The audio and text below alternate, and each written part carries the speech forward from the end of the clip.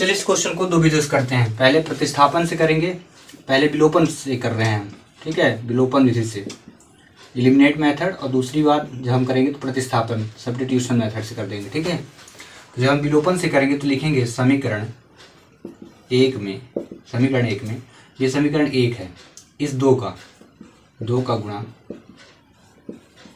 और समीकरण दो में ये देखिए x के पहले क्या लिखा, 3 का गुणा करके घटाने पर, रीजन बता देता हूँ। घटाना क्यों है, क्योंकि इनके दोनों के चिन्ह एक जैसे हैं। अगर इसमें माइनस होता, इसमें प्लस होता, फिर घटाते नहीं, जोड़ देते, ठीक है। बट साइन दोनों के सेम दिख रहे हैं, दोनों प्लस में है, ठीक है। ये 2 कहाँ से आया, तो याद रखिएगा जब हम समीकरण एक की बात कर रहे थे तो ये x था, इसके पहले जो 2 है उसका गुणा किया गया है। वहीं जब हम समीकरण 2 में आए थे, लिखा ना, समीकरण 2 में किसका गुणा कर रहे हैं, 3 का। तो 3 कहाँ से आया, तो समीकरण 1 में जो 3 था उसका गुणा कर रहे हैं, ठीक है। तो याद रखें अपोजिट रहेगा, इसके गुणांक का गुणा इसमें करना है और इसके वाले गुणांक का गुणा इन तीनों में करना है। चलिए करते हैं। 2 तिहाई 6x और 2 का बाई में गुणा 2y और 2 दाहम 20। वहीं जब इसमें हम करेंगे तो इस 3 को उठाएंगे, 3 दूनी 6x और 3 दूनी 6y बराबर 12 तिहाई 36। और फिर इनका साइन चेंज करना, तो ये प्लस था तो माइनस, ये भी प्लस था माइनस ये भी, ठीक है। विलोपन का मतलब होता है गायब करना। तो मैंने x को सॉल्व किया, मतलब x गायब हो जाएगा। अगर हम y को सॉल्व करते तो y गायब होता है, ठीक ना। जैसे समीकरण 1 में 2 का गुणा x का लिए थे, अगर यहाँ पे लेते तो फिर से लिखते समीकरण 1 में 2 का गुणा, और यहाँ पे एक y है तो फिर समीकरण 2 में सिर्फ 1 का गुणा करके करते तो y गायब होता है, ठीक है। तो हम x को गायब कर, y को नहीं गायब किया, x को कर रहे हैं। अब यहाँ ये माइनस ये प्लस है, बीच वाले से कोई मतलब है ही नहीं आपका। तो 6 में 2 गया कितना, 4y, क्योंकि घटेगा और बड़ी संख्या क्या है 6 है और इसका साइन माइनस बराबर। ऐसे ही दोनों घटाइए, क्योंकि ये प्लस में माइनस में, तो 6 आ गए ये माइनस में, बड़ी संख्या माइनस में। तो y इज इक्वल -16/-4, दोनों को काटिए तो y इज इक्वल क्या आएगा 4। ये क्वेश्चन हुआ। तो y की वैल्यू आ गई। अब जब y का मान आ जाएगा तो एक काम करना है, y के मान को चाहे आप समीकरण 1 में रखिए चाहे 2 में, जिसमें आपका मन हो उसमें रखिए, आंसर आएगा। y के मान को समीकरण 1 में रखने पर,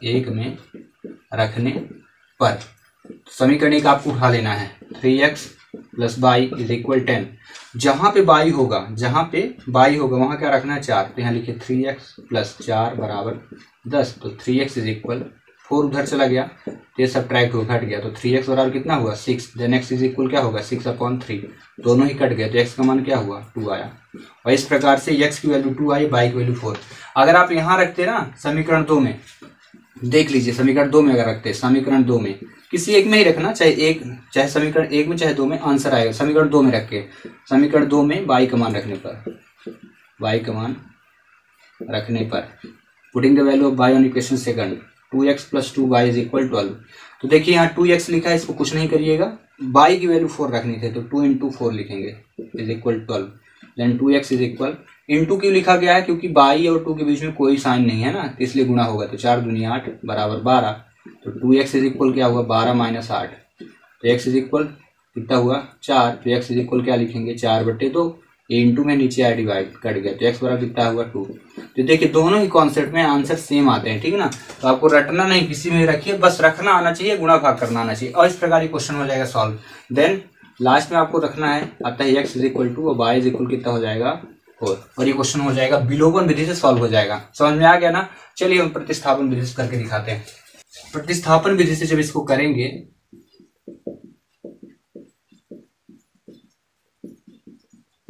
यदि इस क्वेश्चन को प्रतिस्थापन विधि से करना है तो पहले लिखना पड़ेगा समीकरण 1 से। तो लिखिए 3x + y = 10, ठीक है ना। इतना लिखने के बाद आपको क्या लिखना है, इसमें y x की वैल्यू को उधर ले चलिए। तो मैं y को रोक लेता हूँ 10 और x को उधर ले गए। जरूरी नहीं कि आपको y को ही रोकना है, किसी को भी आप रोकिए, आंसर आएगा ना। ये बन गया आपका समीकरण 3। अब y के मान को क्योंकि आपने समीकरण 1 पहले उठाया था, बचा 2, तो लिखेंगे y के मान को समीकरण 2 में रखने पर। तो आप समीकरण 2 लिखिए पहले, 2x + 2y = 12। 2x लिखिए 2, y की वैल्यू क्या लिखेंगे 10 - 3x, तो 2 लिख के ब्रैकेट में रखिए 10 - 3x। रीजन बता देता हूँ कोष्टक में क्यों रखना, क्योंकि 2 मान है तो उनको अलग रखेंगे तो आंसर आपका गलत हो जाएगा, ठीक है ना। इसलिए आप क्या करोगे, ब्रैकेट में रखना है, फिर ब्रैकेट का इनटू कर देना है, ऐसे 2 को ले जाना अंदर गुणा करना है। तो लिखेंगे 2x प्लस 2 10 जा 20 और क्या करेंगे, 2 का 3 में गुणा था, 2 3 6x बराबर 12। यहाँ लिखिएगा 2x और x को साथ में रख लीजिए, नंबर को उधर ले चलिए, तो 12 माइनस 20 हो गया। ठीक है, देन इसके बाद क्या आप करेंगे, 6 में 2 गया तो कितना है -4x बराबर 20 में 12 घटा तो -8, बड़ी संख्या माइनस में है इसलिए 8 माइनस आया है। वही x बराबर -8 बटे -4, और ये दोनों को काटेंगे तो x बराबर कितना है 2। देखिए विलोपन विधि में भी 2 आया था x का मान, इसमें भी आया, सेम ही आना चाहिए। अब लिखेंगे समीकरण 3 में, जब आपकी x की वैल्यू आ जाए तो समीकरण 3 में 1 2 3 है, किसी में भी रखिए आप, इसके मान को किसी में भी रख दीजिए, किसी में भी 1 2 3 में से कहीं भी रख दीजिए, आंसर आएगा।